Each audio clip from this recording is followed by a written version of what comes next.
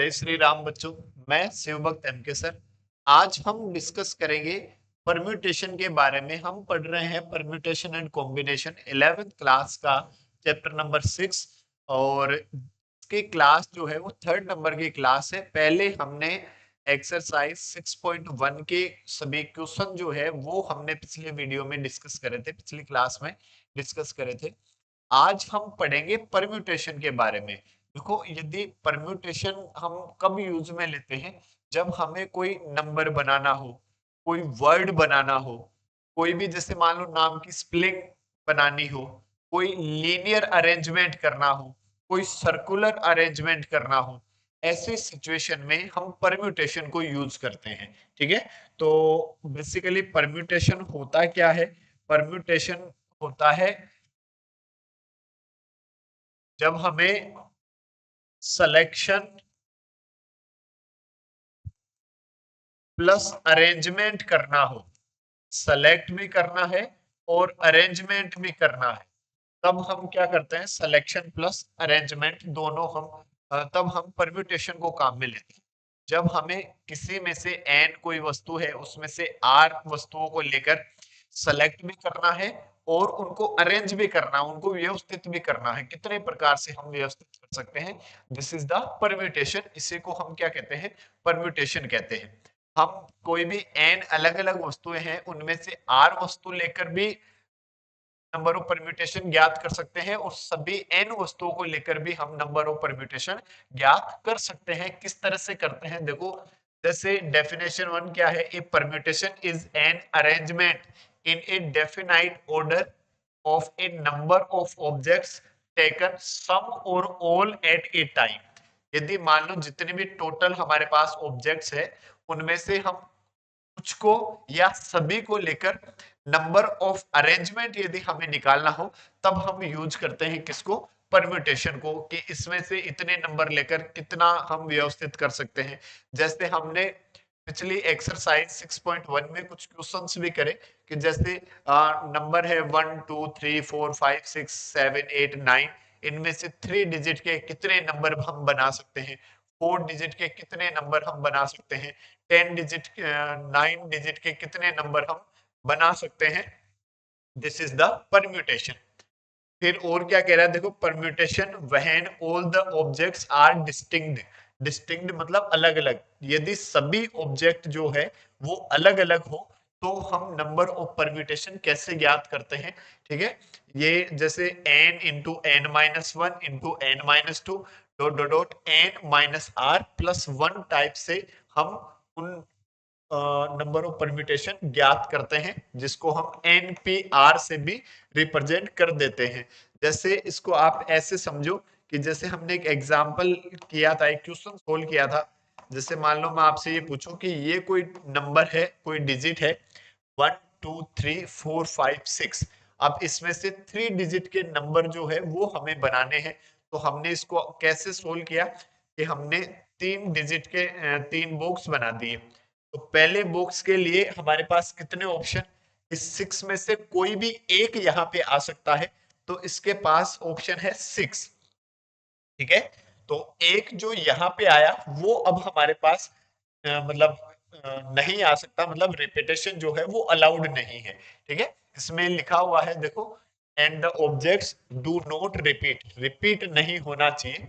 और इसके लिए यदि हम ऑप्शन की बात करें, तो एक ऑप्शन जो यहाँ आ गया वो यहाँ पे नहीं आ सकता, तो इसके पास ऑप्शन बचे 5। ठीक है, या हम इसके लिए हम क्या लिख सकते हैं? 6 माइनस 1 ऑप्शन बचे। ठीक है, और यदि हम इसकी बात करें तो एक नंबर यहाँ पर आ गया हमारे पास, एक नंबर हमारे पास यहाँ पर आ गया, तो दो ऑप्शन जो है वो कैंसिल हो गए। तो इसके पास ऑप्शन कितने बचे? 6 में से 4 ऑप्शन बचे, जिसको हम और क्या लिख सकते हैं? 6 माइनस 2 लिख सकते हैं। ठीक है, तो अब इसी को आप ऐसे समझो, इस वाली फॉर्मेट को, जैसे एन टोटल डिस्टिंक्ट ऑब्जेक्ट है और हमें आर वस्तुएं लेकर या आर ऑब्जेक्ट लेकर नंबर ऑफ परम्यूटेशन ज्ञात करना है। तो ये आर बॉक्स हमने बना दिए। ठीक है, जितने भी है आर बॉक्स हमने बना दी। पहले वाले के पास कितने ऑप्शन? एन। टोटल एन में से कोई भी एक जो है वो यहाँ पर हमारे पास आ सकता है। इसके पास ऑप्शन कितने हो गए, n इसके पास ऑप्शन हो गए। इसके पास कितने ऑप्शन हो गए, देखो एक जो यहाँ आया वो यहाँ नहीं आ सकता, ठीक है। तो इसके पास कितने ऑप्शन हो गए, n-1 ऑप्शन हो गए, देखो, ठीक है।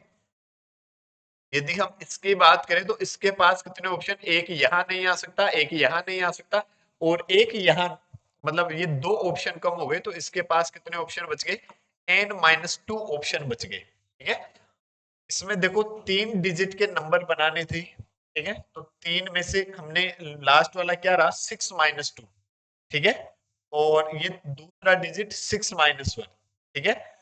तो जैसे मान लो 4 नंबर के बनाने होते तो अगला क्या आता हमारे पास, आ, इसके पास ऑप्शन बचते फिर 3, मतलब हम क्या लिखते हैं, 6-3।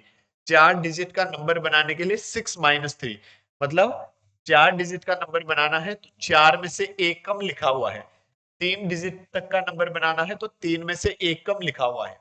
तो यदि हमें ये तीसरे में n-2 आ रहा है, चौथे में हमारे पास क्या आएगा, n-3 आएगा, तो आरवे में हमारे पास क्या आएगा, n-r-1 ये नंबर आएगा। देखो सब में, जैसे ये दूसरा डिजिट है तो दूसरे में 2-1 अभी तो 1 आया, तीसरे में 3 माइनस, मतलब जैसे तीसरे के लिए क्या आया, 2 आया, 3-1 आया, ठीक है। चौथे के लिए, इसके लिए क्या आएगा, n-3, मतलब फोर्थ के लिए 4-1, तो आरवे के लिए क्या आएगा, r-1। और सभी कंपल्सरी के केस है कि ये भी आएगा, ये भी आएगा, ये भी आएगा, तो हम इनको क्या करेंगे, मल्टीप्लाई करेंगे। तो क्या लिख देंगे, number of permutation n into n-1 into n-2 multiply n-3 into dot dot dot, इस माइनस को के अंदर मल्टीप्लाई करेंगे तो n-r+1, ठीक है। यही आपके पास लिखा हुआ है कि यदि n डिस्टिंक्ट ऑब्जेक्ट है, n डिफरेंट ऑब्जेक्ट है, इसमें से r ऑब्जेक्ट लेकर बनने वाले नंबर ऑफ परम्यूटेशन जो है वो क्या होता है, n into n-1 into n-2 into dot dot dot n-r+1। इसको आप से नहीं करके आप बॉक्स मेथड से करें तो और भी ज्यादा सिंपल है, ठीक है। या फिर आप ऐसे भी कर सकते हैं, एनपीआर, अभी इसका फॉर्मूला भी हम डिराइव भी करेंगे, पढ़ेंगे भी, ठीक है। इस तरह से हम यूज करते हैं परम्यूटेशन को। अब देखो यदि हम बात करें फैक्टोरियल नोटेशन क्या होता है, देखो फैक्टोरियल नोटेशन को रिप्रेजेंट करने के दो तरीके होते हैं कि जैसे या तो ऐसा लिख देते हैं एन फैक्टोरियल, या फिर हम ऐसा लिख देते हैं एन का फैक्टोरियल, ठीक है। इसका मतलब क्या होता है, फर्स्ट एन नेचुरल नंबर का product, this is the factorial N, ठीक है। कोई भी फैक्टोरियल एन जो है वो क्या होता है, फर्स्ट एन नेचुरल नंबर का प्रोडक्ट, जो नेचुरल नंबर का प्रोडक्ट होता है उसे ही हम क्या कह देते हैं, फैक्टोरियल एन कह देते हैं। जैसे मतलब एन फैक्टोरियल का मतलब होता है कि N into n-1 into n-2 multiply n-3 and dot dot dot 3 into 2 into 1, ठीक है। This is the n factorial, इसको ही हम क्या कह देते हैं, n का फैक्टोरियल कह देते हैं। और n के फैक्टोरियल को हम ऐसा भी लिख सकते हैं, देखो n इंटू n-1 का फैक्टोरियल, ऐसा भी हम लिख देते हैं कि भाई ये n-1 का फैक्टोरियल क्या हुआ, n-1 n-2 n-3, ऐसा भी लिख देते हैं, देखो n into n-1 into n-2 का फैक्टोरियल, ऐसा भी हम इसको लिख देते हैं, ठीक है। हम इसको n into n-1 into n-2 into n-3 का फैक्टोरियल, ऐसा भी हम इसको लिख सकते हैं, ठीक है। जैसा कि हमने ये देखा कि n फैक्टोरियल है, इसको हम ऐसा लिख सकते हैं n मल्टीप्लाई n-1 का फैक्टोरियल, ऐसा हम इसको लिख सकते हैं। यदि मैं इसमें n की जगह 1 पुट कर दूं, ठीक है, मैंने क्या पुट कर दिया, put n equals to 1, put n equals to 1, then this will be 1 का फैक्टोरियल, ये 1 मल्टीप्लाई 1-1 का फैक्टोरियल, 1 का फैक्टोरियल मतलब 1, ठीक है। 1 का फैक्टोरियल फर्स्ट 1 नेचुरल नंबर का प्रोडक्ट, तो खुद 1 ही एक नेचुरल नंबर है, तो ये 1 इक्वल्स टू 1-1 कितना हुआ, 0। तो 0 का फैक्टोरियल, 0 के फैक्टोरियल की वैल्यू कितनी होती है, 1, ठीक है। 0 का फैक्टोरियल कितना होता है, 1। और यदि हम इसको और लिखना चाहें, 1 का फैक्टोरियल हमारे पास 1 आ जाएगा, 2 का फैक्टोरियल मतलब 2 मल्टीप्लाई 1 दिस इज 2। 3 के फैक्टोरियल की बात करें तो 3 मल्टीप्लाई 2 मल्टीप्लाई 1 दिस इज 6।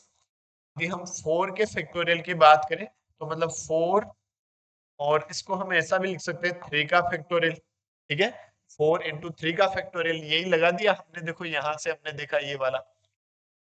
या फिर और क्या लिख सकते हैं, 4 multiply 3 multiply 2 multiply 1 this will B 24। ठीक है, ये आपके पास कितना आ जाएगा 24। यदि हम 5 के फैक्टोरियल की बात करें तो 5 के फैक्टोरियल को हम लिख सकते हैं 5 मल्टीप्लाई 4 का फैक्टोरियल। या फिर 5 4 के फैक्टोरियल की वैल्यू अभी अभी हमने देखी कितनी 24, और 24 5 जा 120, so the factorial 5 will be 120.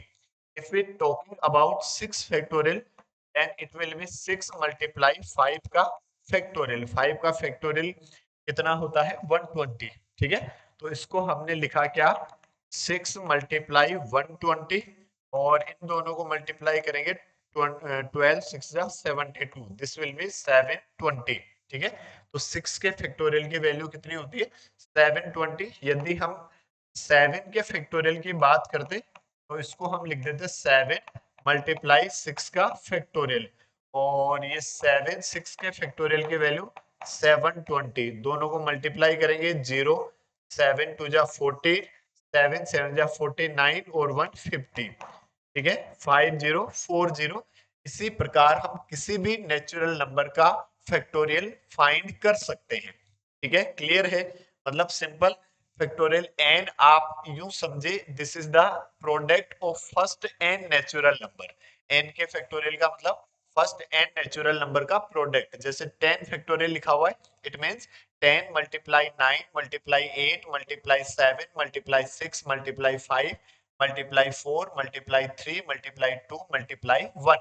जहां जो भी नंबर लिखा हुआ उससे आप एक एक कम करते हुए मल्टीप्लाई करते जाएं और 1 तक आप उसको लेकर आ जाएं। ठीक है, इसके बाद यदि हम बात करें, देखो एग्जांपल नंबर 5, इवोल्यूट 5 का फैक्टोरियल। तो 5 का फैक्टोरियल अभी अभी हमने डिस्कस किया कितना 120। ठीक है, और 7 का फैक्टोरियल भी हमने डिस्कस किया कितना 5040, दैट इज योर आंसर। मतलब first 7 first product sorry product of first 7 natural number, मतलब 1 multiply 2 3 multiply 4 multiply 5 multiply 6 multiply 7, this is the factorial of 7। यदि हम बात करते 7 का फैक्टोरियल माइनस 5 का फैक्टोरियल, तो talking about 7 factorial minus 5 factorial, तो 7 का फैक्टोरियल हमने पढ़ा 5040, और 5 का फैक्टोरियल 120। अब इसको यदि आप सब्ट्रैक्ट करोगे, 0 में से 0 गया, 4 में से 2 गया तो 2, और यहाँ ये कितना होगा, एक इधर दे दोगे तो 10, 10 में से 1 गया तो 9, और यहाँ पे बच गया 4, 4920।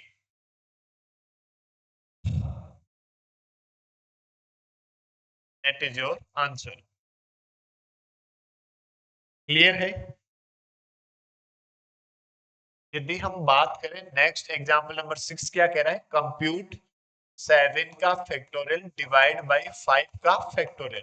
देखो इसको हम सोल्व करें, 7 के फैक्टोरियल को मैं लिख सकता हूँ 7 मल्टीप्लाई 6 मल्टीप्लाई 5 का फैक्टोरियल, और डिवाइड बाय 5 का फैक्टोरियल। बाय 7 के फैक्टोरियल को हम क्या लिख सकते हैं 7 मल्टीप्लाई 6 मल्टीप्लाई 5 का फैक्टोरियल, ऐसा हम लिख सकते हैं। हालांकि हम ऐसे भी कर सकते हैं कि 7 into 6 into 5 into 4 into 3 into 2 into 1, और इसको लिख देंगे 5 इंटू 4 इंटू 3 इंटू 2 इंटू 1, फिर ये कैंसिलेशन आप कर दोगे। या फिर आप ऐसा लिखकर फैक्टोरियल 5 को फैक्टोरियल 5 से कैंसिल कर दोगे, 6 4 जा 22, दैट इज योर आंसर। 42 जो होगा वो आपका आंसर हो जाएगा। देखो, और यदि हम नेक्स्ट सेकंड की बात करें, वो हमारे पास लिखा हुआ है 12 का फैक्टोरियल डिवाइड बाय 10 का फैक्टोरियल मल्टीप्लाई 2 का फैक्टोरियल। 12 का फैक्टोरियल इंटू 10 का फैक्टोरियल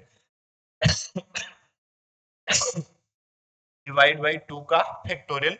इसको हम लिखें तो देखो 12 मल्टीप्लाई 11 मल्टीप्लाई 10 का फैक्टोरियल ऐसे लिख दिया, डिवाइड बाई दिस इज 10 का फैक्टोरियल, और इस 2 के फैक्टोरियल को लिख दिया 2 मल्टीप्लाई 1।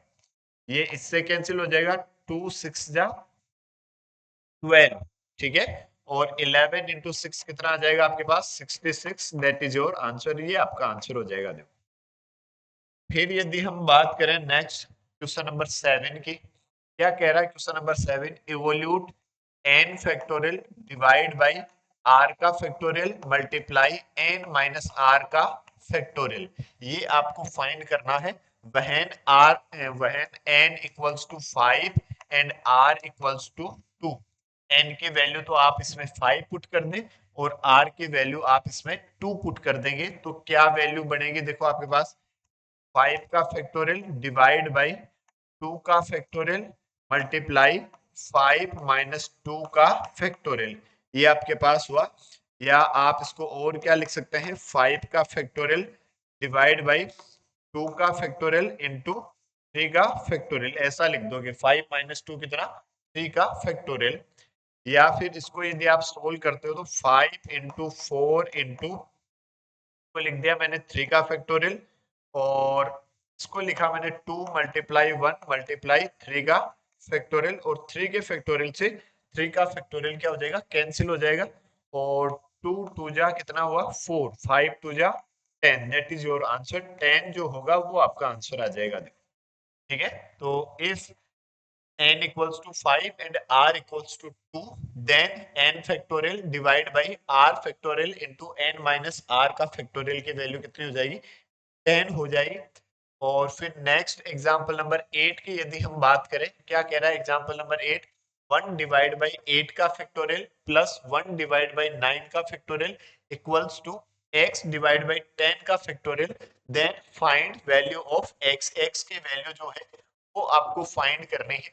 तो देखो क्या लिख सकता हूं मैं इसको, 1 डिवाइड बाई 8 का फैक्टोरियल, और इसको मैं ऐसे लिख सकता हूँ, 9 को यदि बाहर निकालूंगा तो मल्टीप्लाई 8 का फैक्टोरियल मैं इसको लिख सकता हूँ equals to x divide by, इसको आप क्या लिख सकते हो, 10 इंटू 9 इंटू 8 का फैक्टोरियल, ऐसा हम इसको लिख सकते हैं। ठीक है, कि भाई हमने 8 के फैक्टोरियल को तो 8 का फैक्टोरियल लिख दिया, 9 के फैक्टोरियल को लिख दिया 9 मल्टीप्लाई 8 का फैक्टोरियल, और 10 के फैक्टोरियल को लिख दिया 10 मल्टीप्लाई 9 मल्टीप्लाई 8 का फैक्टोरियल। अब देखो यहां से मैं यदि 1 डिवाइड बाई 8 का फैक्टोरियल कॉमन ले लेता हूं, यहाँ आपके पास बचा 1 प्लस यहाँ आपके पास बचा 1 बाई 9, और इधर आपके पास बचा x डिवाइड बाई 10 इंटू 9 को मैं मल्टीप्लाई कर देता हूँ कितना 90, और मल्टीप्लाई 8 का फैक्टोरियल, और इस 8 के फैक्टोरियल से 8 के फैक्टोरियल को कैंसिल कर देता हूँ, या इसको उधर ट्रांसफर करूंगा तो ऊपर आ जाएगा फिर कैंसिल हो जाएगा। यहाँ यदि हम एलसीएम ले ले तो एलसीएम क्या आ जाएगा 9, तो ये 9 9 1 जा 1 कितना, 9 1 जा 9, तो 9 प्लस 9 1 जा 9 मतलब 1, 1 मल्टीप्लाई 1 कितना 1 equals to x divide by 90, 9 oh in sorry 9 plus 1 कितना 10 डिवाइड बाई 9, और ये 90 को ऊपर ले जाओगे तो मल्टीप्लाई 9 इक्वल्स टू x। ये कैंसिल हुआ कितने टाइम, 10 टाइम, 10 मल्टीप्लाई 10 कितना आ जाएगा 100। दिस इज योर आंसर, ये आपका आंसर हो जाएगा। देखो यदि मान लो आपके पास ऐसा लिखा हुआ है 1 डिवाइड बाई n का factorial plus 1 divide by n plus 1 का factorial equals to k divide by n plus 2 का फैक्टोरियल। यदि ऐसा लिखा हुआ है तो k की जो वैल्यू होती है वो हमेशा होती है आपके पास n प्लस 2 का होल स्क्वायर, आप डायरेक्ट याद भी रख सकते हैं। ठीक है, अदरवाइज हम इसको ऐसे सोल्व कर सकते हैं। इसी के साथ हमारे एग्जाम्पल जो है वो कंप्लीट हुए, और अगली क्लास में हम एक्सरसाइज 6.2 के जो क्वेश्चन है उन सभी क्वेश्चन को डिस्कस करेंगे। तब तक के लिए जय हिंद, जय भारत, जय महाकाल।